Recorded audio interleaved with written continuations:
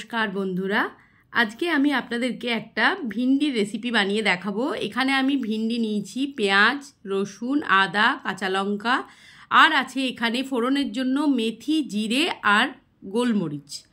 তার সাথে আছে একটা গোটা টমেটো। এখানে আছে সর্ষে, সাদা সর্ষে, কালো সর্ষে, ধনের গুঁড়ো, কাশ্মীরি লঙ্কার গুঁড়ো আর গরম মশলার গুঁড়ো। তো চলুন, প্রথমে আদা, রসুন, সর্ষে, কাঁচা লঙ্কার আমি একটা পেস্ট বানিয়ে নেব গ্রাইন্ডারের মধ্যে। এবার ভিন্ডিগুলোকে আমি নুন, হলুদ আর কাশ্মীরি লঙ্কার গুঁড়ো দিয়ে 5 মিনিট মাখিয়ে রেখে দেব।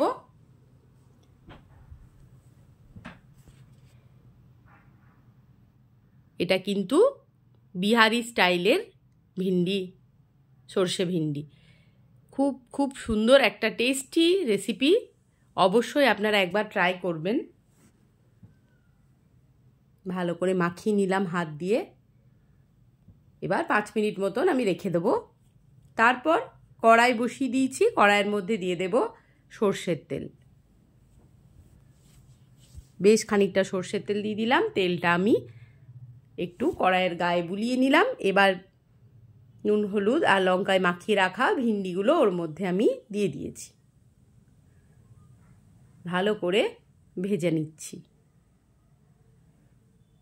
ভিন্ডিটা যদি ভালো করে ভাজা হয় তাহলে একটা ঢ্যাঁড়সের যে লালা থাকে, একটা লাল লাল করে, সেই ভাবটা থাকে না। তো একটু ভাজাটা ভালো করে ভেজে নিতে হবে। একটু সময় ধরে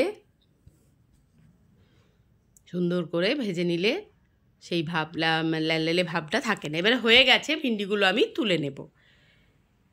তেলের মধ্যেই আমি ফোড়ন দিয়ে দিলাম। ফোড়নে ওই তো বললাম মেথি, গোটা জিরে আর কিছু গোলমরিচ।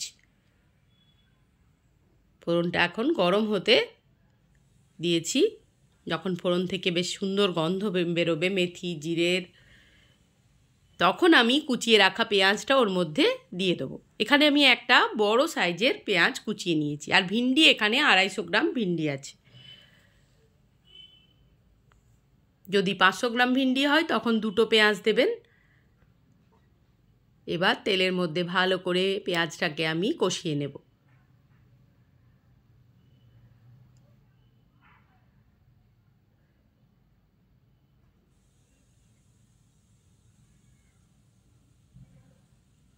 এরপর যে সর্ষের পেস্টটা বানিয়েছিলাম, আদা, রসুন, সর্ষে আর কাঁচা লঙ্কার পেস্টটা ওর মধ্যে দিয়ে দিলাম। এবার ভালো করে মশলাতে মিশিয়ে নিচ্ছি।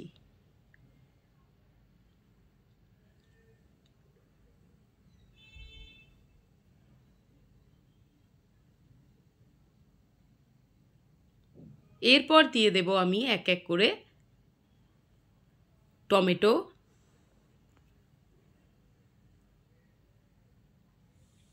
টমেটোটা দিয়েও একটু নাড়াচাড়া করে নিচ্ছি।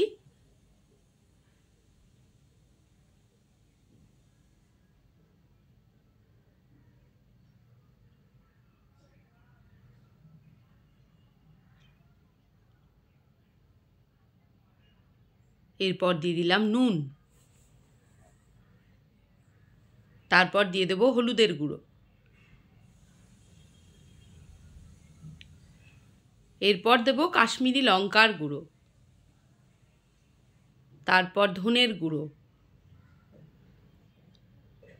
আর দেব গরম মশলার গুঁড়ো। এবার ভালো করে মশলাটাকে আবারও মিশিয়ে ভালো করে কষিয়ে নেব যতক্ষণ না তেল ছাড়ছে।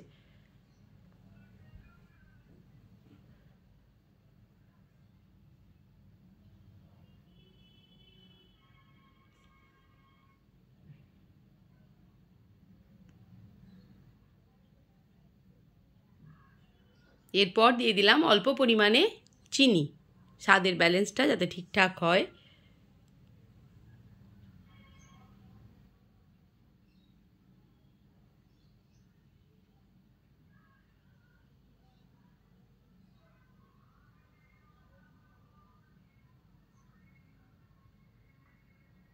মশলাটাকে ভালো করে কষিয়ে নিচ্ছি একদম, যাতে কোনো গন্ধ না থাকে কাঁচা। এরপর জল দিয়ে দিচ্ছি। একটু জল দিয়ে কষিয়ে নিচ্ছি আবারও, যাতে তলায় লেগে না যায় সেই জন্যে অল্প সামান্য জল দিয়ে মশলাটাকে আবারও নাড়াচাড়া করে নিলাম।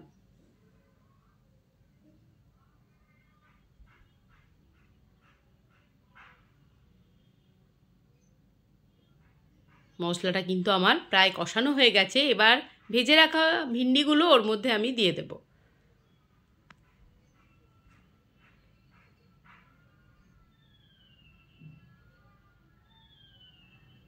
এখন তো নতুন নতুন ভিন্ডি পটল ভালো লাগবে, এরপর আবার একঘেয়ে হয়ে যাবে, তখন আর খেতে ইচ্ছে করে না।